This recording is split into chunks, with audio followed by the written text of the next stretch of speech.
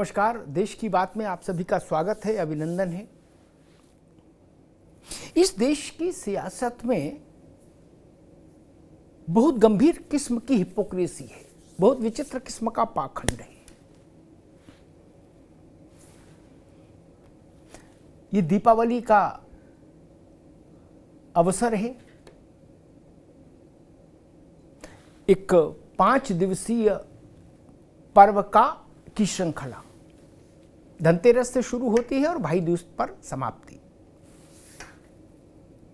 ये भारत का सबसे बड़ा पर्व है और इस पर्व पर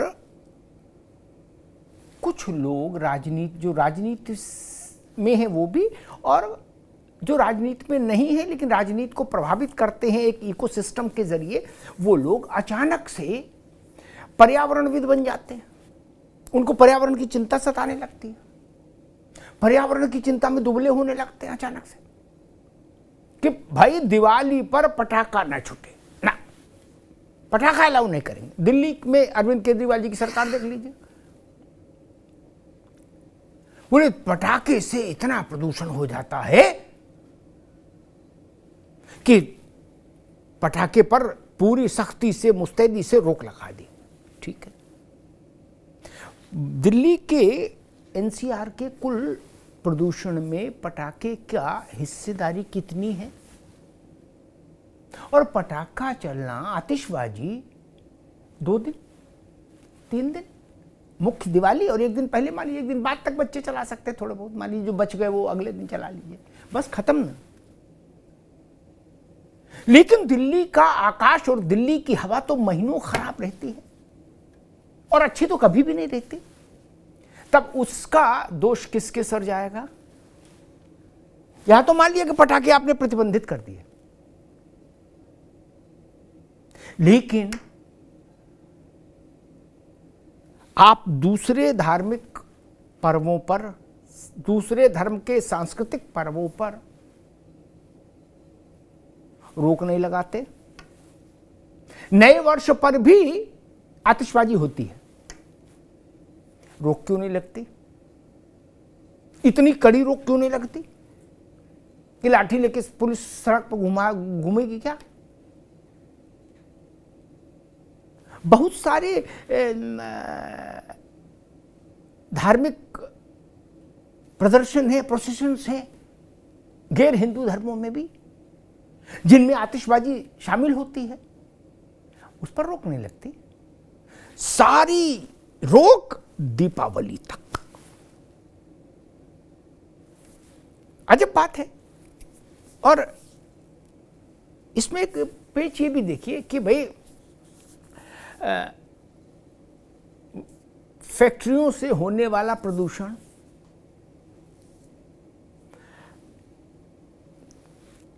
डीजल के वाहनों से होने वाला प्रदूषण और इस तरह के और तमाम चीजें जो है, पराली से होने वाला प्रदूषण, इन सब पर नियंत्रण के लिए कोई प्रभावी कार्य योजना नहीं दिल्ली के पास ना।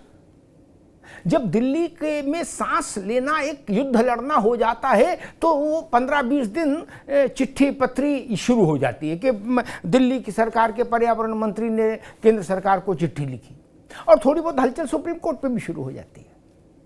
इस अधिकारी को बुलाओ, उसको फटकारो, इसको नोटिस जारी करो, एनजीटी भी थोड़ा सक्रिय हो जाता है। फिर क्या होता है? अगले साल फिर वही दृश्य होता है, क्योंकि बुनियादी चीजों में कुछ फर्क आया ही नहीं। पोल्यूशन कम हो तो सांस आए, पोल्यूशन तो कम हुआ नहीं। और ये तब तक दिखावा चलता है जब तक प्राकृतिक तौर पर प्रकृति के हस्तक्षेप से प्रदूषण हट नहीं जाता है। ये साल 10 साल एक ही कहानी, एक ही पटकथा, एक ही सीन। लेकिन दिवाली पर भाई रे भाई, केजरीवाल जी की सरकार जोश में आई, इतनी जोश में आ जाती है कि जिसकी कोई लिमिट नहीं। ऐसा साहस दूसरे धर्मों के कार्यक्रमों के लिए भी करना चाहिए। ध्वनि प्रदूषण से लेके और वायु प्रदूषण तक सभी प्रदूषण है।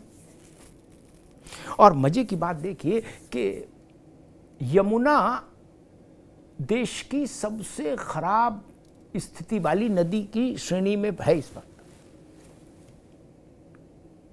यमुना में जल कम, केमिकल ज्यादा है, और केमिकल भी ऐसा कि जीव जंतु मर गए नदी में। सोचिए, झाग ही झाग यमुना में। हम लोग यमुना मैया कहते हैं।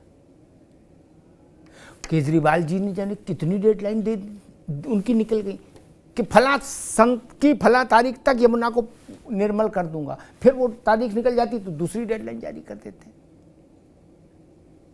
आज स्थिति है, वीरेंद्र सचदेवा दिल्ली भाजपा के अध्यक्ष नहा लिए, वहां एक डुबकी मार लिए केजरीवाल को चुनौती देने के चक्कर में, तो बीमार हो गए, आरएमएल में इलाज करा रहे। ये स्थिति है यमुना की। हजारों लाखों पूर्वांचल के लोग अभी महापर्व छठ पर यमुना में जाएंगे, उस यमुना में जो जहरीली हो गई, उसकी चिंता नहीं। छठ की आस्था की चिंता नहीं। ड्रामा में पूरी सक्रियता, नाटक चालू है। आप सोचिए, ये वही लोग हैं। मुझे एक उदाहरण याद आता है। इस देश में उन लोगों से सबसे ज्यादा नुकसान हुआ इस देश का, जो गंगा में फूल की माला डालने पर या हवन की जो वो बचता है, हवन से जो उसका अवशेष बचता है, वो गंगा में पड़ जाए तो हाय इतना हल्ला मचा देते, हाय हल्ला, बोले अरे राम राम राम, गंगा प्रदूषित कर दी, इसीलिए गंगा प्रदूषित है। अच्छा जी, और गंगा में नालों का सीवर का पानी गिर रहा है, उसको रोकने के लिए आप सक्रिय नहीं। यमुना में सीवर का पानी गिर रहा है, आप उसको रोकने के लिए सक्रिय नहीं। आदमी नहा ले तो गंगा प्रदूषित हो जाएगी, और उसमें जहरीला केमिकल लाखों गैलन हर दिन आ रहा है, उसकी चिंता नहीं। क्या नदी कभी इंसान के नहाने से, फूल से, पत्ती से, लकड़ी की राख से प्रदूषित होती है? नहीं। जहां जहां नदियां रहीं, वहां वहां सभ्यता रही, वहां वहां मानव सभ्यताओं ने आकार लिया, शहरों ने, गांवों ने, कस्बों ने आकार लिया। नदी और मानव के बीच में एक सह अस्तित्व का रिश्ता रहा है। उससे कभी नदी प्रदूषित नहीं हुई। नदी प्रदूषित हुई जब थोक में सीवर का पानी नदियों में गिरने लगा। नदी प्रदूषित हुई जब बेहद खतरनाक केमिकल्स उसमें गिरने लगे। नदी प्रदूषित हुई जब चमड़ा को धोने और उसकी प्रोसेसिंग करने वाली टेनरीज का पानी सीधे नदी में जाने लगा, वो भी हजारों लाखों गैलन। वहां से नदी प्रदूषित हुई। उस पर रोक नहीं, क्योंकि उसका माया जाल अलग है, उसका व्यापारिक बात तो भी है, और जहां व्यापार का मामला आ जाए वहां दूसरे किस्म के लाभ भी हो जाते हैं। सारा जोर किस बात पर? जो लोग बकरीद पर खुले में पशु नहीं काटे जाएं, उनसे भी गंदगी फैलती है, उनसे भी प्रदूषण होता है, एक अलग किस्म की समस्याएं होती हैं। वो लोग दिवाली पर पटाखे न छुटाए जाने के पोस्टर लेके हाथ में निकलते हैं। अब वो ही लोग होली सूखी खेली जाए इसकी वकालत करने आ जाते हैं। जींस की धुलाई में जितना पानी लगता है, जींस जहां बनती है उस फैक्ट्री की बात कर रहा हूं, या चमड़े की प्रोसेसिंग में जितना पानी लगता है, एक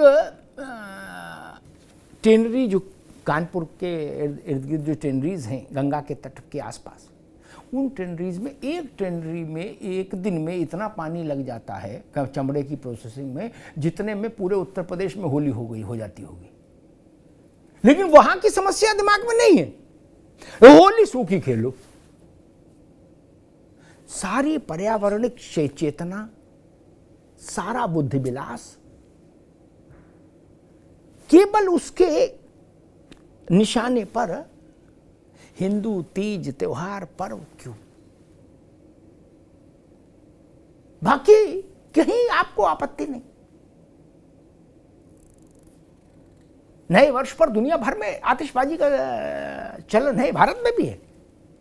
आपने कभी हंगामा सुना? नहीं। नए वर्ष पर चलने वाला पटाखा अनार पर्यावरण को मजबूती देने वाला होगा और दिवाली पर चलने वाला पटाखा और अनार पर्यावरण का गला घोटने वाला होगा, ये कैसे मान लें? यही दोगलापन है, यही दोहरा चरित्र है जो भारत को लंबे समय से एक सुनियोजित षड्यंत्र कहिए, सुनियोजित चाल कहिए, उसके तहत प्रभावित कर रहा है। अन्यथा नियम बने तो सबके लिए बने, और नियम बने तो ये तय होना चाहिए कि प्रदूषण सबसे ज्यादा किससे फैल रहा है, उस चीज में सबसे पहले हस्तक्षेप होना चाहिए, वहां की व्यवस्था सुधरनी चाहिए, प्राथमिकता से ही होना चाहिए। जो चीज सर्वाधिक प्रदूषित कर रही है वायुमंडल को, सबसे पहले उसको दुरुस्त करिए। या आप सबसे पहले जिसके हिस्से, मैंने कहीं देखा था कि दीपावली के ये आतिशबाजी का पूरे प्रदूषण में 1-2% का हिस्से का रोल होता है, और 98% जिन चीज़ों का रोल है उन पर सब गोलमोल है। सारा फोकस इस 2% पर है। इस पर चिंतन होना चाहिए, क्योंकि ये देश के लिए महत्वपूर्ण है। इसके पीछे की जो मानसिकता है ना, वो हिंदू त्योहारों को लांछित करने की, उनको उनके वैभव, उनके उल्लास को कम करने की जो मानसिकता है ना, उससे प्रेरित है ये कदम। धन्यवाद।